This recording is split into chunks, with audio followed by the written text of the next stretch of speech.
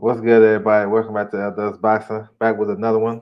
So we're gonna preview this fight week. You know what I'm saying? January 27th through the 29th. You know what I'm saying? I want to salute everybody coming through the building.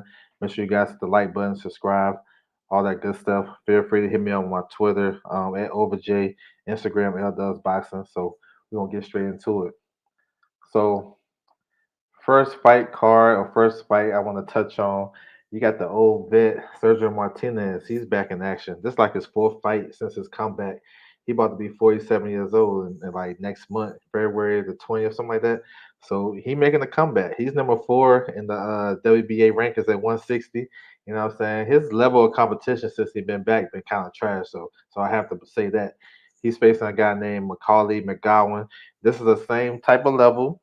B. Nah, he not even a B. Let me take that back. He's like a C plus, maybe C minus, maybe a D. He coming off two losses in a row. I'd say C minus just to give him a little bit of benefit of the doubt. This is definitely an opponent that Sergio should beat. You know what I'm saying? And on his comeback, if y'all haven't seen him, he looked pretty decent for a 46 year old. You know what I'm saying? He ain't been doing a lot of movement. He just been all crafting these guys and all smarting these guys really, and beat them to the punch really, honestly. And these guys ain't been able to do nothing with him. So we'll see. I think when he step up in competition, we all know what time it is. If he fight one of the top guys, these younger guys, I think they'll probably stop him. But for right now, you know what I'm saying, he doing his thing. So you probably can catch this on one of the Probellum social media, sites, maybe Facebook, or YouTube. So you feel free to check that out. So you got Sergio Martinez. He's back January the 27th. So feel free. Um, Next, we got Argilagos. Now, this kid right here is a Cuban Olympic bronze medalist in 2016. I think he was like 19 when he won it. He just turned pro like 2019, so he haven't been pro long. The typical story. He got defect from Cuba and all that good stuff, but he's highly touted. He's 8-0, four knockouts. You know what I'm saying? He fights on the high guard. He one of those high guard counter punches, kind of like Ugas a little bit. Excuse me. Flashy got some good hand speed as well. He can fight though. You know what I'm saying? He got a top 15 rank in the WBA at 115. So we'll see where, after this fight what happens. But he's facing a tough, rugged guy named Michelle Banquez. This guy is rugged. He come to fight, throw a lot of punches in the inside. Um, he haven't fought in a while, but the last time I seen him, he beat Prince Patel. I don't know if you guys is real hardcore fans like that, but I know he's real popular in the hardcore circuit like that. He beat him. So this should be a pretty good fight, man. You got the skills of Alagos versus the rugged nature of Banquez, who's going to come to fight. You can catch this on Fight TV January 28th. You know what I'm saying? I think it's like $15 or something like that. If y'all into that, feel free to check it out. But yeah, this kid, they're gonna try to move him. I know he fought on some PBC cards. He's with Warriors Boxing. You know what I'm saying? So he highly touted. So they're gonna look to push him. So we'll see how he look. All right, moving on. So we got Don Keenan's back in business, you know what I'm saying? Return to greatness. He got a card January 29th. This is on Fight TV. Gonna hit you over the head with for 50 bones pay-per-view.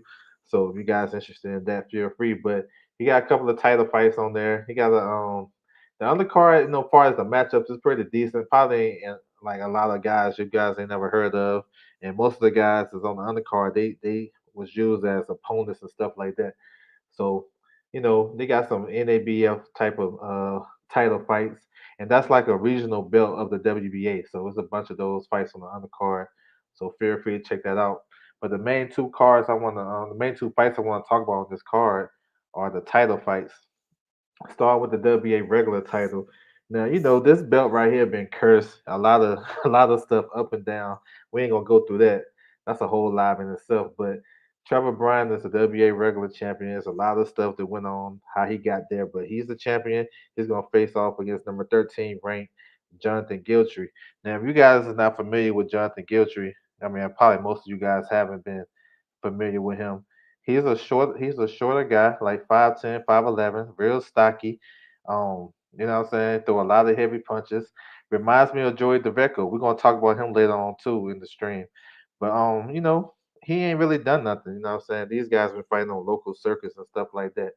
Trevor Bryan, though, he is a decent heavyweight. He just been inactive. Like he got the skills, like real talk. He probably got one of the better jabs in the heavyweight division. got some fast hands. His last fight was Stavern. He came in a career heavy 267. I ain't like that, but he still showed flashes of hand speed and saying that jab was on point. That jab was giving Stavern the business. So I like to send him around 245. You know what I'm saying? So he can have some good movement and stuff like that because he can box. Like Trevor Bryan can fight. You know what I'm saying? Real talk. He just been inactive. So we're trying to get rid of this regular title. The winner of this supposed to get Daniel Dubois. So we'll see what happens with that. We most of us would favor Daniel Dubois against the winner, but I'm just glad to see him fight. You know what I'm saying? I think, he as a heavyweight, and I don't really consider him a champion per se. He just got the title. But it's good to see heavyweight, American heavyweights, you know what I'm saying? Because to me, that's how I was brought up watching the American heavyweight. So we'll see what Trevor Bryan brings to the table. He should win this fight, though. And then the main event, you got the cruiserweight title. This is a rematch. Makabu versus Mchunu. The first fight, it was kind of slow pace. You know what I'm saying? Both guys are looking at each other. Mchunu, if you guys remember him, he called himself the Rock. He's a power southpaw counterpuncher. If that makes any sense, a power counterpuncher. Like he throws some big punches. You know what I'm saying? He can fight. He can make the fight slow paced, and that was the reason why the fight was slow paced because Makabu liked to throw his hands. He liked to get it in, but he had to take his time in the first fight because Mashinsu was timing him and counter punching and all that good stuff, and he can punch. Um, Makabu is he's a strong fighter. Another southpaw throws a lot of punches. You know what I'm saying? He kill or be killed type of opponent. Like you gonna get him, but he gonna get you. That's how he rocking. This should be. I think it's gonna start off slow pace as well. Both guys been out the ring for a minute. We'll see. I know Makabu had the big ass carrot of Canelo Alvarez at the end of it, but I don't know if that's gonna happen. We'll see. It talks about Canelo showing up and stuff like that because Canelo said his team wanna go to cruiserweight and get this belt off Makabu. So everybody looking to see if Canelo gonna be there, which should bring, I guess some excitement to the event far as this matchup, man, I actually like Mashinsu to win this fight. Like real talk, I like him to win the fight because I like his counter punching ability.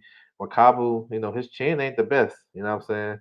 And I think Mashinsu can punch hard enough, and he's active enough. Well, actually, Mashinsu had a good win last year versus the Olympic gold medalist Tashenko, something like that from Russia, the 6'5" Russian guy. He took him to school, so he can do something like this in this fight too. You know what I'm saying? But it's a pretty good matchup, honestly. Pretty good matchup. We'll see what happens. Um, Realistically, I like to see the winner of this unify, whether it's with Okolie or Breedis or any other the WA champion Gallimarian. That would make sense, but since Canelo talking about moving up to get this WBC title, it brings a little bit more intrigue to the fight. So we'll see. You know what I'm saying? Knockout boxing A6TV in the building. Salute to you, bro. Salute. A Rod in the building. What's good with you, bro? Salute to you. All right, so that's that card. Catch that on Fight TV. Moving on to the top rank card. This is Saturday, January 29th. ESPN Plus, ESPN, all those networks right there. You can catch it on. There's a lot of prospects on this card. We're going to run it down. Some good fights too. The main event is Robson Conceicao versus Xavier Martinez. We're going to touch on that fight too. But let's get to the undercard. Man, you got this heavyweight right here, Stephen Shaw. He's nice. I'm trying to tell you. He's been in a lot of Deontay Wilder camps. He can fight, man. He kind of got like that old school feel, you know what I'm saying? That Tony Tubbs feel. Fast hands, know his way around the ring. You know what I'm saying? Got a nice overhand right. He's going to face off against Joey DeVecco that I talked about him earlier. Joey DeVecco reminds me of Jonathan Giltry. Similar style, similar statue. Both of these guys got big beards, everything. This is the way they fight and look. They similar. But we know Joey DeVecco is a veteran. He been in the ring with everybody. He coming off a second round knockout loss. You know what I'm saying? He went over to Germany and got stopped by Zan Kazabuski, something like that. The tall 6'6" southpaw stopped him in 2 rounds. It was kind of an awkward stoppage too, because he claimed he got hit behind the head, but he really got hit with a body shot. Then he said he got hit behind the head. I don't know if he wanted to be there. I don't know, but if he come in there playing like that against Stephen Shaw gonna get him up out of there. I'm telling you, this kid can fight. So when you see a nice heavyweight prospect or contender, you know what I'm saying, fighting on top rank, it gets my wheels turning. Think about matchmaking.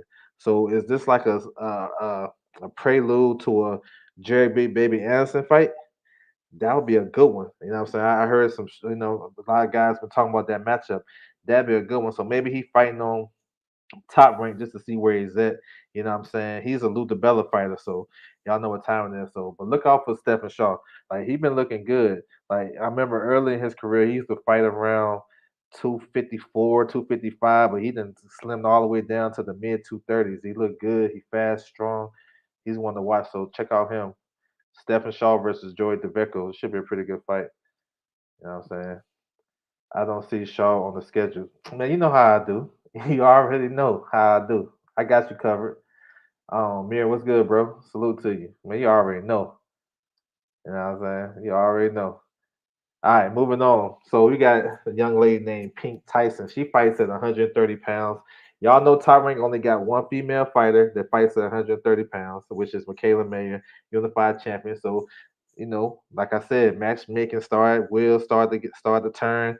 Maybe she just getting an audition to see how she look, and maybe she a future opponent for Michaela Mayer. You never know. You know what I'm saying? Because Eddie Hearn and the Zone has the other two titles. You know what I'm saying, with Alicia Baumgartner and Hummin Choi, and Alicia Baumgartner got a WC mandatory. Then she gonna face Choi, so that means Michaela Mel need to stay busy. So I guess they're gonna give Pink Tyson a look. You know what I'm saying? She's decent though. She can fight. She got a couple of losses though, but that don't really mean nothing. She can still fight though. So we'll see what she brings to the table. You got the young kid Dante Benjamin. He just turned pro. He just signed with Tyrant, and this is pro debut. Light heavyweight, got some skills now. I think he's from Cleveland, Ohio. You know what I'm saying? He was a good amateur as well. So, you know what I'm saying? We gotta check him out. You know what I'm saying? Top Rank is probably the best at showcasing their prospects. They got a lot of them too. Moving on to Heaven Brady. This another one. I think he's out of Georgia. He been looking good. Last time I seen him was on Shakur Heron on the card. Looked real good. You know what I'm saying? Had a nice victory. So they keeping him active. That's another one. It keeps going. You got Tiger Johnson, Olympian. He made his pro debut on the undercard of Bud versus Porter. You know what I'm saying? Got to stop his victory. He looked good. He got cut though. So let's see how he bounced back from that. He got cut in that fight. I think it was a head clash, but Tiger can fight. You know what I'm saying? Tiger can fight. He fights at welterweight, and he's a big kid, like 5'11", 6 foot 5'11". So looking forward to see how he progressed. You know what I'm saying? Hopefully that cut is okay. Moving on, you got Giovanni Calabera. This another one. He just signed with Top Rank, lightweight. So you know what I'm saying? Good, decent prospect. You know what I'm saying? And Top Rank know how to build these guys. So this another one, man, to look out for. Um, he's facing a guy named Alejandro Freitas. So he got kind of a tougher fight than the other young fighters that's just started their career, but this kid can fight too. We got another heavyweight prospect on the card, Jeremiah Milton. This one can fight too. He had one of the better knockouts last year too. He hit the man with a crazy right hand, and the man was stuck on the ropes. That was crazy. This another one. He's local though. He's from Oklahoma, which is where they're gonna telecast the card. He can fight as well. He been in camps with Fury as well and other guys too. So he definitely can bang. He's facing against the veteran Jason Bergman. So there's another fight. Bergman is a southpaw, but Milton probably can get him up out of there. That's another good looking prospect, and he's more so just starting his career. He's not up there. I wouldn't put him in there with Jerry B. Baby Anderson like just yet, but I think he's gonna climb there and eventually he'll get to that point. Then they got Nico Ali Watches back on the card. They've been moving him pretty quick, giving him a lot of fights, a lot of airtime, a lot of promotions because of course he's Muhammad Ali's grandson. He's kind of a project to me, novelty act too, because they've been hyping him up, and you can tell once he step up, it might be a problem. Something key, real key to look forward to in this fight right here with him. He's not with Sugar Hill Stewart anymore. He fired him. He got another coach. So we'll see how he look, if he improve or whatever. But yeah, he just got him on the card basically for ratings. Let's keep it 100. The co-main event. This is a good one right here. I'm gonna touch on that. What's up, Hypey? Salute to you. Said, damn, bro, you got like 3 fights. I got no info on you. The plug for real. Yes, sir. I got you covered. I send it to you right after this. I'm late to the class, but brought my hall pass. Hey, salute to you, bro. D-Lo, what's good with you, bro? Salute. Now this fight, this might be the best matchup on the card other than the main event. You got Renee, what's his name, Tellis Garon. This kid can fight, man. He been coming off. He stopped the Olympian Carlos Balderas. You know what I'm saying? That was on the Charlo Harrison 2 undercard. He's facing off against Luis Melendez. Pretty good fight, man. Pretty much 50-50. Melendez like to come get you. You know what I'm saying? He's like a aggressive type of fighter. His last fight though, I thought he got a gift decision. He fought the kid from Ohio. You know what I'm saying? His name escaped me though. It's gonna come to me, but he lost to him. I know the kid fought Pitbull Cruz, and man, I can't think of his name right now, but the kid can fight. I thought he took Melendez to school. He had a rough early start, but then he started to box on him. Um, you know what I'm saying? Renee, he can fight, man. He had a nice body shot knockout in his last fight on the Valdez on the card. He's one of those type of guys similar to Mauricio Lara, Luis Alberto Lopez, those rugged Mexican fighters. He's like that, bro. You know what I'm saying? He's awkward. You know what I'm saying? He come to fight. So yeah, Thomas Matisse. That's his name. Thomas Matisse. He took my man to school, Melendez. I don't know if y'all guys seen that. I forgot which undercard I was on. I can't remember, but if y'all remember that fight, or y'all go back and watch it, if y'all go do the research on Luis Melendez, Thomas Matisse took him to school. That was a robbery. Now you know what I'm saying. I thought he won that fight, but this one is pretty much it's gonna be a good action fight because both guys gonna bring it. You know what I'm saying. I like Renee in this fight. He been on the road. You know what I'm saying. He's strong. You know, his last like I said his last fight he won by knockout, body shot knockout. He can do the same thing here. My man Melendez get hit a lot, bro. So yeah, I like Renee in this fight. So we'll see. This is a pretty good fight though. Like for the undercard. All right, for the main event, Robson Conceicao versus Xavier Martinez.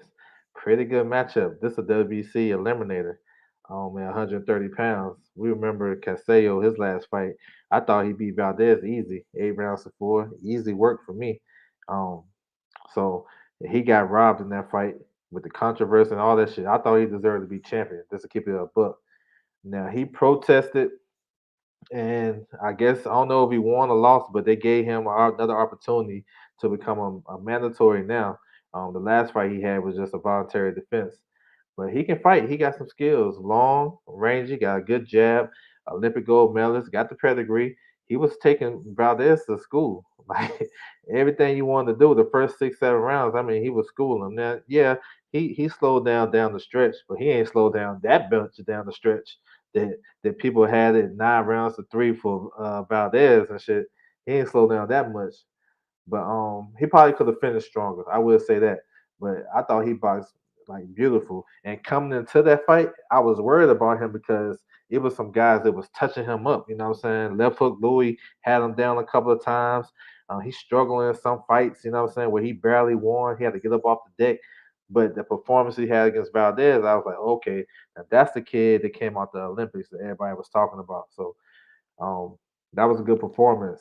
Xavier Martinez just signed with Top Rank. He left TMT Mayweather Promotions. You know what I'm saying? His last fight, he fought JC Burgos on a Showtime card. That was a hell of a fight. You know what I'm saying? He was sitting down banging. He had a tough victory over Claudio Marrero where he got dropped twice in that for late in that fight, but he came back, got himself together and won. So he can fight. He been in there, you know what I'm saying? I like his poise. He one of those guys, he's a counter punching type of guy. He want to counter punch.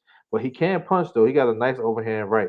You know what I'm saying? I think he's trained by Diego Corrales Step Pops, the one who stopped the fight against Floyd. So, he been getting some good training and stuff. But this to me is like a 50-50 fight. Xavier Martinez got some qualities that Valdez have, like fight with the high guard, trying to throw lead hooks and stuff like that. But the only difference is he's bigger than Valdez, so I'm not sure if the range gonna be a factor like for Caseo like that. But I think he can do similar stuff though. Um, Xavier like the counter punch, so he's one of those guys. He want to punch in between in between your punches. So that's how he get his man. We're gonna see, man. Man, I like Xavier Martinez in this fight, honestly. You know what I'm saying? Especially if he can commit to the body, slow my man down, especially if he want to play around down the stretch. Um, cause say how he can box and stuff. As long as he keep it range, he should be okay. But I think the pressure and the work rate from Martinez is gonna get him this fight. You know what I'm saying? So pretty good matchup though. They got a lot of stuff on the line. Like these guys trying to fight for a world title, and on the other half, so the WC is doing in this division. They're supposed to be doing like a mini tournament. So you got these two guys right here, and then on the other half, you have Oshaki Foster versus Muhammad Yakovov. Now he's supposed to fight. They're supposed to fight sometime in March or something on Regis undercard. So look out for that. Oshaki Foster just signed with Pro Bellum. Regis signed with Pro Bellum. So hopefully he get back. That fight supposed to have been happen too. So hopefully they can make that happen. But they threw the WC. They always throw curveballs though. Y'all remember Eduardo Ramirez? He fought on Tank's undercard. He fought a WBC eliminator. So I don't know how they gonna work this shit out. Y'all already know how they do. So just want to throw that out there to you guys. But it's a pretty interesting card though because there's a lot of prospects and the co-main event is real good, 50-50. And then the main event I think is 50-50. So and these guys got a lot to fight for. So that's what it is. Um yes sir. So yeah, that's all I got though, man. But I want to salute everybody coming to the building. You know what I'm saying? Once again, he said he nice. Yes, sir. Bruce Carrington is on top rank card too. Yeah, yeah, he's on the card. I go back to his jump. I think I missed him. Maybe I missed him. Yeah, he's on this card too. I probably missed him. Yeah, he's on the card making his second fight. Yep, there you go right there. Let me put him up. Put him back up. I missed him. But yeah, he's on this card for sure. Shoo is on the card. I seen his first fight live. He fought on the Wilder Fury 3 undercard. I thought he did pretty well. You know what I'm saying? He had a 4 round unanimous decision. He's one of those guys that got skills, can box fast, got a good jab.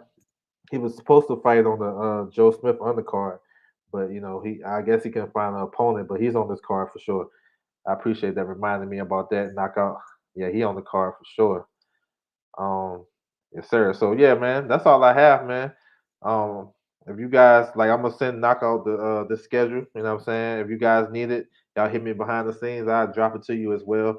I know a lot of times BoxRec they be kind of slow with it, and these cards is subject to change as well because these guys gotta get to the venue, they gotta get tested, all that good stuff. Y'all know how this shit is in boxing, but for the most part, this is what I've been having for like 2 weeks now, and they just added Stephen Shaw today. I don't know if y'all seen the boxing scene right up on him, but he's on this card, so that's what's up, man. So feel free, hit me behind the scenes. Uh, Twitter at OverJ. You know what I'm saying? I make sure I get back with you. L does boxing on IG. You know what I'm saying? Same thing as well. You know what I'm saying? We working all day long. You feel me? So it don't stop. But yeah, once again, I want to salute everybody coming through the building. That's my time, and I'm out.